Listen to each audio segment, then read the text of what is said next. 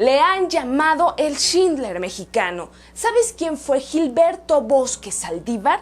Él defendió la vida de miles de personas en la acción más humana y diplomática en la Segunda Contienda Mundial.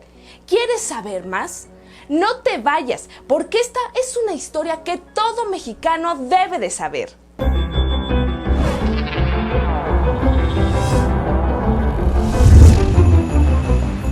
Hola, mi nombre es Cecilia Arriola y antes de continuar te invito a que te suscribas al canal, activa la campanita para que te lleguen todas nuestras notificaciones. Y ahora sí, comencemos. La diplomacia en México quizá nunca ha obtenido frutos tan trascendentes como en el año de 1939, en plena Segunda Contienda Mundial. Pero a diferencia de otros países, la participación de México fue mucho más humanitaria. Pero como todo suceso histórico, tiene su origen tiempo atrás. Así que viajemos en el tiempo para encontrar el principio. A las primeras décadas del siglo XX, en España, en 1931, surge un movimiento político liberal republicano que da paso a la Segunda República Española. Esta se oponía a la clase conservadora, conformada por la Iglesia Católica, empresarios, terratenientes y el ejército, que querían regresar a un sistema monárquico conservador. Y así, el 17 de julio de 1936, el gobierno republicano español es blanco de un golpe militar liderado por Francisco Franco y Emilio Mola, los cuales tenían una fuerte ideología fascista. Esto desencadenó una cruenta lucha civil entre republicanos y nacionalistas fascistas. Dato histofílico: el pensamiento fascista surge en Italia con el filósofo Giovanni Gentile. Se extendió a otros países como Alemania y España con Francisco Franco. Entre otras cosas, el fascismo promulga la ley y la voluntad de la nación por encima de las voluntades individuales. Son regímenes que suprimen la oposición, son totalitarios y antidemocráticos, embestidos por la figura exaltada del líder Mesías, quien genera una idea de ser el protector del pueblo. En los primeros días del golpe, tanto republicanos como nacionalistas pedían apoyo extranjero, cada uno para su causa. Francia se comprometió a ayudar a los republicanos, pero después se retracta para seguir una política de no intervención. Asimismo, Inglaterra actúa del mismo modo y no acude al llamado español. El bando nacionalista fascista de Franco tuvo apoyo de Italia y Alemania, militar y económico.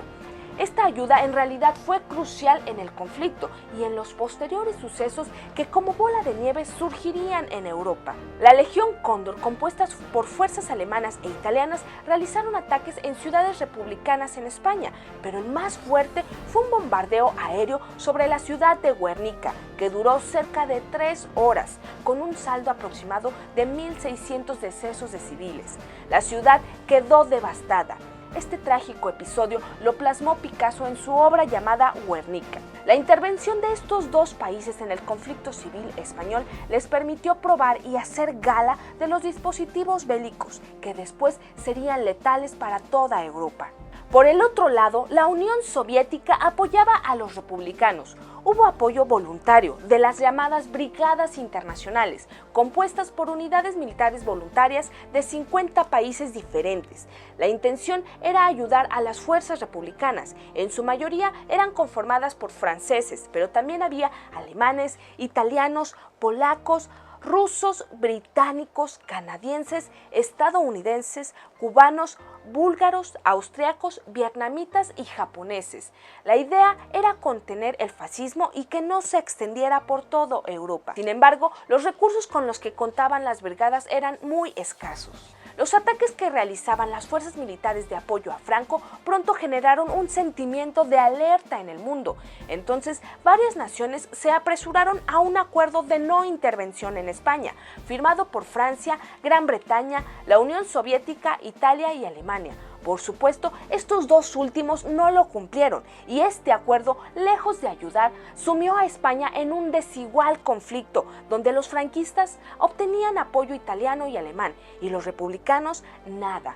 Aunque se dice que el gobierno de Roosevelt mantenía una política de no intervención, intentó proporcionar apoyo clandestino a la República Española. Así también el gobierno mexicano apoyó con dispositivos bélicos para la batalla. Después de 3 años de lucha, Francisco Franco ganó e instauró una dictadura fascista que duraría más de 30 años. A partir de ello, comenzó una persecución feroz de los republicanos en España, donde se instalaron cerca de 296 campos de concentración para presos políticos, integrantes de partidos de izquierda, sindicalistas y maestros, con la idea de reeducar a los rojos recuperables. Para estos momentos, la Segunda Contienda Mundial ya había estallado. El fascismo invadía a Europa. Algunos especialistas, de hecho, mencionan que el conflicto civil español fue un preámbulo o incluso un laboratorio para las fuerzas fascistas alemanas e italianas, que anunciaban un conflicto de dimensiones mucho mayores. Ante la derrota de la Segunda República Española, el gobierno francés decidió abrir sus fronteras a los republicanos que huían de los atroces castigos de la dictadura de Franco. Y ahí, el cónsul mexicano en París, Gilberto Bosques Saldívar, por órdenes del presidente Lázaro Cárdenas, empieza a gestionar el apoyo a los republicanos españoles y miles de exiliados en una labor de lo más humana en tiempos de crisis. Gilberto Bosques residía en París hasta que Francia cae ante Alemania el 14 de junio de 1940 y queda dividida entre la Francia del norte y del sur. Así que deja la capital y se marcha a Marsella, donde establece la embajada mexicana. En su facultad de diplomático, una de sus primeras acciones fue entregar visas a exiliados y republicanos españoles que cruzaban la frontera de Francia en busca de refugio. Pronto, las solicitudes de visas superaban al personal de tan solo 11 colaboradores, pues los refugiados no paraban de llegar. Los exiliados madrugaban para hacer fila afuera del consulado mexicano, después de una larga travesía desde España a través de los Pirineos, donde con suerte libraban los encierros en campos de internamiento. Sin embargo, Gilberto Bosques no era el único. El gobierno mexicano de Lázaro Cárdenas, que sentía profunda simpatía por el movimiento republicano español, había conformado un grupo o frente diplomático de mexicanos, entre ellos Eduardo Ay, Narciso Bassols, Luis Ignacio Rodríguez Taboada, Antonio Haro Oliva, Isidro Fabela, Fernando Gamboa, Alfonso Reyes, Edmundo González Roa y Martín Luis Guzmán, para ayudar en la titánica misión de ayudar a los refugiados españoles. Dato estofílico: el 1 de julio de 1940, el embajador Luis Rodríguez Taboada en Francia recibe el telegrama 1699, en el que decía: con carácter de urgente manifiesto al gobierno francés que el gobierno de México está dispuesto a acoger a todos los refugiados españoles residentes en Francia en el menor tiempo posible. Si el gobierno francés acepta, todos los refugiados quedarán bajo la protección del pabellón mexicano. Firmado por Lázaro Cárdenas del Río. Así que Gilberto Bosques, junto con Edmundo González Roa, comenzaron a buscar un lugar seguro para los refugiados españoles y alquilaron el castillo de la Reynard y el Montgrand. Ambos castillos servirían para albergar a estos refugiados. El 27 de noviembre de 1940 se comenzó a habitar los castillos. Se acondicionaron cocinas, comedores y dormitorios.